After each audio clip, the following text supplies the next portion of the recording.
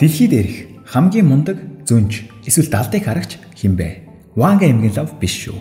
Лам хуврагч биш. Бөөч биш. Та 5 жилийн дараа яг хаана байхаа мэдхийг хүсвэл нэг физикчдэр, ялангуяа квант физикчдэр очоорой. Үүнэнд хамгийн ойрхон магадлалыг танд хэлэх болно. Гэхдээ таны тухай зарим мэдээллүүд түүнд хэрэгтэй. Зарим үндсэн мэдээллүүд. Яг одоо хаана байгаа байршлыг тань бас төлөвийг тань мэдэх шаардлагатай.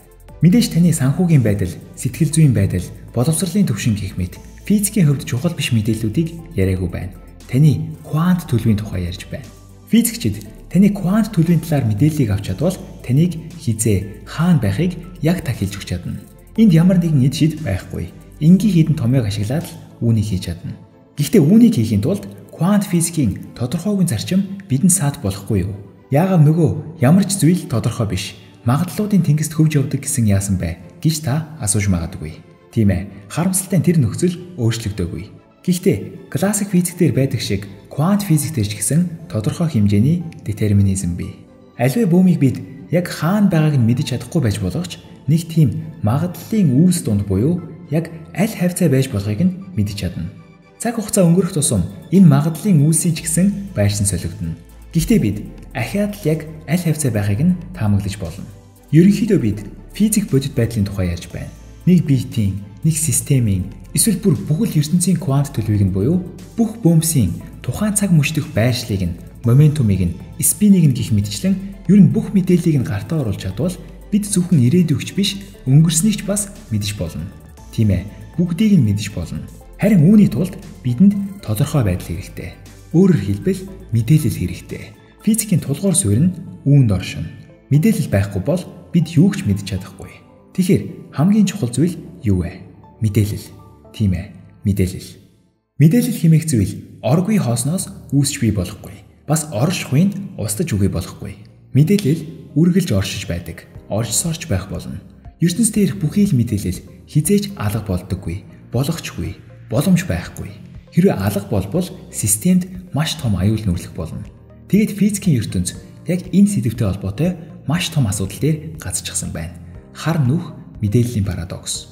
Мэдээлэл гэснээс эхлээд мэдээлэл хэмээх зүйлээ сайтар ухаарах гэж хичээе. Мэдээлэл хадгалагдах хуулийн тухай ярьцгаая. Хадгалагдах хуулиуд ялангуяа физикийн хувьд, гэхдээ ер нь бүхий л системийн хувьд маш чухал. Жишээ нь энерги хадгалагдах хуулийн дагуу хаалттай систем дэх энергийн хэмжээ тогтмол байх учиртай. Өөрөөр хэлбэл гаднах системтэй ямарваа нэгэн харилцан үйлчлэлд ороогүй тохиолдолд дотоод энергийн нийт хэмжээ нь өөрчлөгдөхгүй. Зөвхөн хэлбэрээ л өөрчлөнө, хувирч болно. Тэгэхээр ертөнц хэрвээ хаалттай систем бол доторх энергийн хэмжээ нь тогтмол бөгөөд өөрчлөгдөхгүй гэсэн үг. Хэрвээ энэ зарчмыг мэдээлэл дээр хэрэглэх гэж үзвэл мэдээлэл хадгалагдах хууль гарч ирнэ. Гэхдээ үүнийг ойлгохын тулд таны толгой жаахан эргэж магадгүй. Учир нь бид маш амархан хэлбэрээр мэдээлэл үүсгэж чадна. Бас маш олон янзын аргаар мэдээллийг устгах чадна гэж та бодож байгаа. Учир нь классик ертөнцид бидний анзаарч хүчрэхгүй хэмжээний олон төрөл хэлбэр мэдээлэл бий. Гэхдээ квант ертөнц рүү шаах юм бол мэдээллийг үүсгэх эсвэл устгах боломжгүй гэдгээ бид зүгээр л тодорхой мэдээллийн хэлбэрийг л өөрчилдөг юм байна гэдгээ ухаарах болно. Хэрвээ та хүсвэл үүнийг ойлгохын тулд нэг жишээн дээр авч үзсгээе. Таны гарт нэг ном байлаа гэж бодъё. Уран зохиолын ном. Тэгэд та энэ номыг шатаалаа гэж бодъё. Үнс нуран болтлоо. Одоо таны гарт зөвхөн үнсэл байна. Тэгвэл энэ номон дотор байсан үгс, өгүүлбэр, утга агуулгууд, үлгэрүүд хайчсан байна. Тэд нар ч гэсэн шатаад үгүй болчихсон уу? Гэвэл үгүй.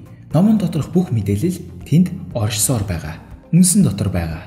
Тийм ээ. Тэдийг бусаагаад гаргах жаахан хэцүүч тэнд байсаар л байгаа. Өөр нэг тийшээ яваагүй. Хэрвээ шатсны дараа ялгарсан эсвэл хувирсан атом болгоныг цуглуулад зөв байрлалд оруулж чадвал буцаагаад нөгөө номоо гаргаж авах боломжтой гэсэн үг. Өөрөөр хэлбэл мэдээлэл гэдэг зүйл чинь зүгээр л атом бөөмсийн ялгаатай дараалсан байдал юм. Ердүүл энэ.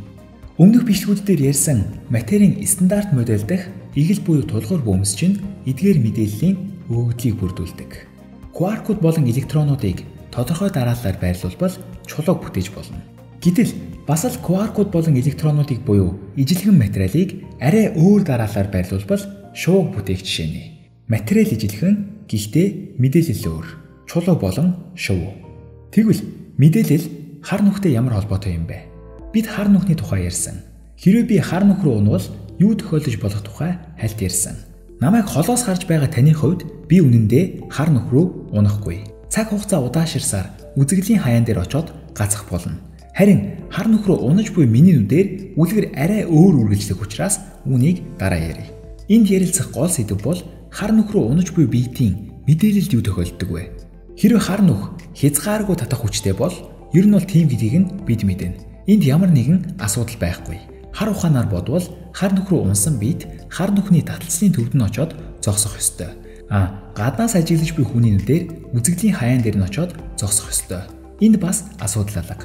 Учир нь мэдээлэл тэнд оршсоор л байна. Алга болоогүй. Бид зүгээр л хүрч чадахгүй. Ердөө л энэ. Харин бас гэхдээ энд Стивен Хокинг тоглоомонд оролцох болно. Ямар ч шинжлэх ухааны олол нээлтийн гавьяаг ганцхан хүнд гардуулж болохгүй шиг энд ч гэсэн Стивен Хокинг 1973 онд Москвад болсон нэгэн хүлээн авалт дээр зөвлөлтийн эрдэмтэд болох Яков Зельдович болон Алексей Старобинский нартай уулзлах үед эдгээр эрдэмтэд өөртөө нь тэнхилгээ эргэж буй хар нүхнүүд ямар нэгэн бөөмс үүсгэж буйг, мөн энэ бөөмсөө цацаргаж буйг хэлсэн байдаг. Хокинг харин энэ таамаглалыг авч үзээд тооцоолол хийх үед үнэхээр хар нүхнүүд зөвхөн тэнхилгээ эргэдэг нь биш, эргэдэггүй бусад хар нүхнүүд ч гэсэн цацаргалт үүсгэдэг гэдгийг анзаарсан байна. Хокинг цацаргалтын дэлгэрэнгүй тайлбарыг бид өмнөх бичлэгээр ярьсан. Үнэн дээр энэ цацаргалт хар нүхний дотроос нь ялгаж буй зүйлс биш. Энэ бол зүгээр л термал цацаргалт буюу хар нүхний хэрхэн масса бас дулаанаа алдаж байгаатай холбоотой. Хар нүхний доторх бодисуудын мэдээллийг энэ цацаргалт агуулаагүй гэсэн үг. Бүх хар нүхнүүд адилхан. Аажмаар масса алдснаар, дулаанаа алдснаар хэдийгээр маш удаан ч гэсэн хизээ нэг өдөр хар нүхнүүд устдаж үгүй болно. Тэгвэл нөгөө мэдээллүүд юу болох вэ? Хамт алга болох уу? Тийм эсвэл үгүй. Яг л мухар гудам шиг, эсвэл салаа зам шиг. Мэдээллийн парадокст тавтай морил.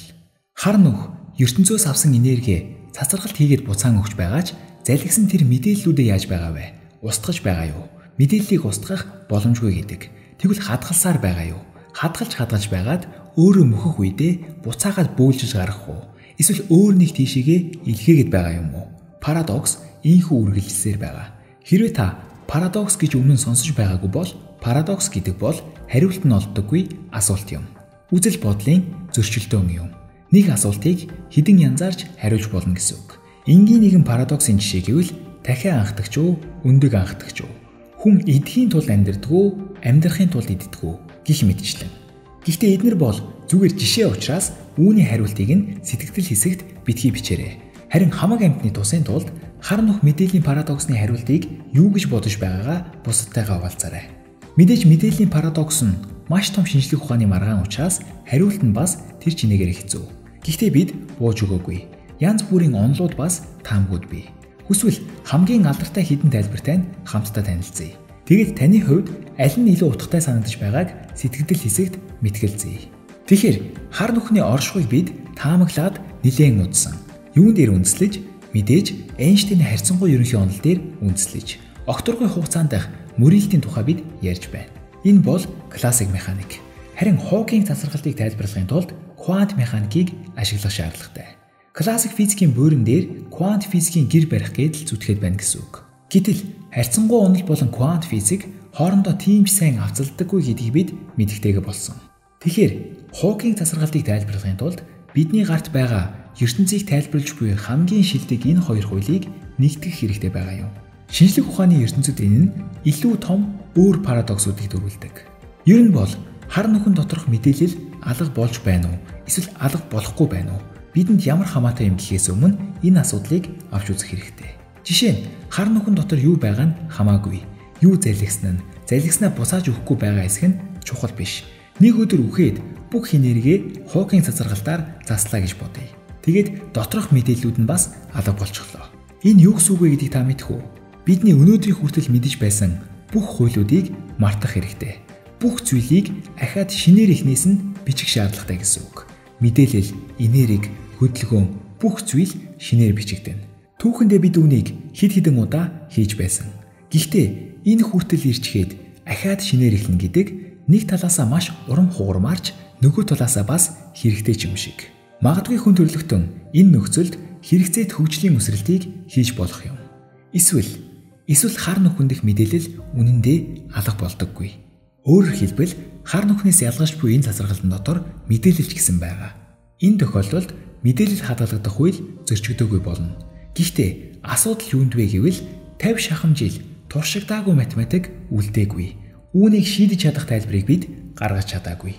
Стивен Хокинг өөрөө ч үнд багтана. Нэг бол бидний анзаараагүй өнгөрсөн нэг зүйл байна. Нэг бол бидний хэрэглэж буй математик үүнд хангалтгүй байна. Тийм болохоор математик хөвсөл хийх шаардлагатай буюу бас л зарим зүйлсийг шинээр бичгээс өөр аргагүй. Тэгэхээр нэгэнт бидний гарт хангалттай тайлбар байхгүй бол бид хүснээрээ төсөөлж болно гэсэн үг. Магадгүй бид мэдээллийг алдаж байна. ертөнцийг мань хар нүхнүүд аажмаар устгаж байна. Эсвэл биднээс хулгайлсан тэр мэдээллүүдээ өөр нэг газар руу, өөр нэг хэмжээс рүү, өөр нэг ертөнц рүү илгээж байж болох юм. Эсвэл өөр цаг хугацаа руу. Эсвэл үүнээс адах нь таны төсөөллийн мэдээлэлд. Мэдээлэлд юу тохиолддог вэ? Хаашаа явдаг вэ? Энэ хачирхалтай тогтцсон эргэн тойронд өрнөж буй үйл явдлууд үнэхээр юр бусын бөгөөд бидний огт харж дассан зүйлс биш.